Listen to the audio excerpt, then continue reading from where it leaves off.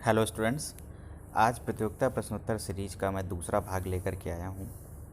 इस सीरीज के अंतर्गत मैं 20 क्वेश्चंस की एक सीरीज लेकर के आया हूँ। ये बहुत ही इम्पोर्टेंट क्वेश्चंस हैं। आप सभी जितने लोग भी इस वीडियो के माध्यम से जुड़े हुए हैं, उन सबसे मैं कहूँगा कि मैं प्रत्येक जो ये सीरीज लेकर के आ रहा हूँ, इस क्वेश्चंस को आप नोट अवश्य करें। नोट करने से ये होगा, आपके पास एक क्वेश्चन बैंक की सीरीज़ तैयार हो जाएगी, जिसे किसी भी प्रतियोगी परीक्षाएं, जैसे एसआई संबंधित जो भी परीक्षाएं होती हैं, उसके सब्जेक्टिव पार्ट के लिए ये भाग बहुत ही इम्पॉर्टेंट होगा। और मैं इसी वॉइस के माध्यम से आपको ये भी कहना चाहूँगा कि जितने भी स्टूडेंट जो इस कोर्स को कर रहे हैं या आगे कोर्स को करने जा रहे हैं, ज़्यादा से ज़्यादा लाइक, शेयर और कमेंट अवश्य करें और चैनल को देखते रहें। चलिए अगली सीरीज पे चलते हैं। तो पहला क्वेश्चन आ रहा है, चेचक का पहला टीका कब बनाया गया था? Option A 1754, option B 1977, option C 1758, option D 1980। तो इसका आंसर होगा 1758। अगला क्वेश्चन आ रहा है, इनमें से किस आयु के बच्चे को छोटी माता का संक्रमण होने की संभावना अधिक होती है? ऑप्शन ए 10 वर्ष तक के बच्चे, 14 वर्ष तक के बच्चे, तीसरा ऑप्शन 12 वर्ष तक के बच्चे और चौथा ऑप्शन 16 वर्ष तक के बच्चे। आंसर होगा 10 वर्ष तक के बच्चों को संक्रमण अधिक होता है। अगला क्वेश्चन है, बच्चों को वीजेड वैक्सीन किस उम्र में दी जाती है? पहला ऑप्शन 12 माह के बाद, दूसरा ऑप्शन 24 माह के बाद, तीसरा ऑप्शन 9 माह के पहले और चौथा ऑप्शन कोई नहीं। तो आंसर होगा 12 माह के बाद। अगला क्वेश्चन आ रहा है, फोटोफोबिया का लक्षण निम्न किस बीमारी का एक लक्षण है? पहला ऑप्शन छोटी माता, दूसरा मीजल्स, तीसरा बड़ी माता, चौथा इनमें से कोई नहीं। आंसर होगा खसरा यानी मीजल्स। अगला क्वेश्चन है, RA27/3 वैक्सीन किस रोग की रोकथाम के लिए दी जाती है? जर्मन मीजल्स पहला ऑप्शन, दूसरा मीजल्स, तीसरा KFD और चौथा है चेचक। आंसर होगा जर्मन मीजल्स। अगला क्वेश्चन आ रहा है, कम सुनाई देना निम्न में से किस रोग का एक लक्षण है? पहला है रूबेला, दूसरा जर्मन मीजल्स, तीसरा है मम्प, चौथा है इनमें से कोई नहीं। तो इसका आंसर होगा मम्प। अगला क्वेश्चन आ रहा है, गले के अंदर ग्रे कलर की झिल्ली बन जाना किस रोग का एक लक्षण है? पहला ऑप्शन गलगंड, दूसरा गलघोटू, तीसरा गलसुआ, चौथा इनमें से कोई नहीं। तो इसका आंसर होगा आंसर बी गलघोटू। अगला क्वेश्चन, सजगता की कमी निम्न में किस रोग का एक लक्षण है? पहला TB ऑप्शन है, दूसरा पोलियो, तीसरा मीजल्स यानी खसरा, चौथा इनमें से कोई नहीं। आंसर होगा पोलियो। अगला क्वेश्चन है, इन्फ्लुएंजा वायरस ए की खोज कब की गई थी?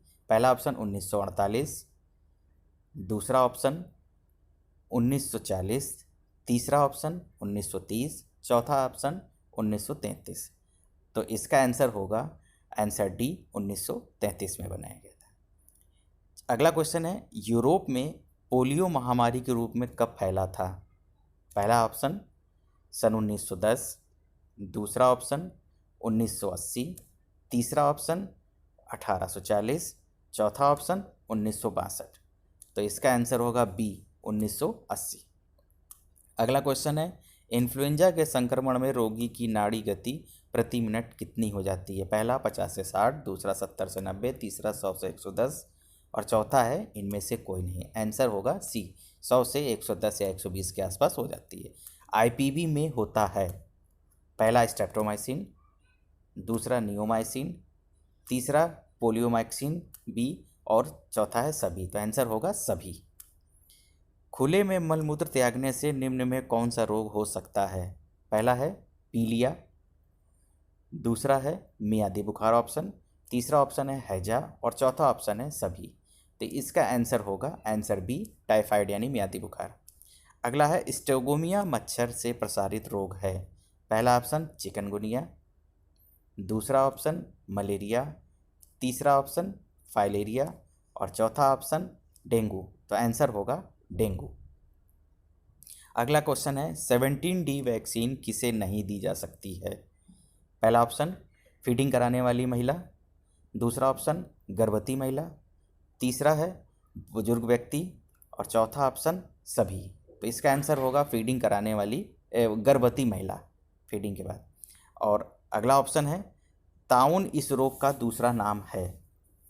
पहला ऑप्शन डेंगू, दूसरा ऑप्शन पील ज्वर यानी येलो फीवर, तीसरा ऑप्शन प्लेग और चौथा ऑप्शन इनमें से कोई नहीं।